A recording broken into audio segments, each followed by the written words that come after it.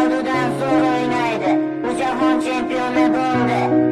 Yig'ishda qachongacha Krishtianuga muxlislik qilasan? Axir u jahon chempioni bo'la olmadi. Chempionlar ligasida ham o'ynamayapti. Marokashga ham bo'la olmadi-ku. Yana nima mush Ronaldo yulduz?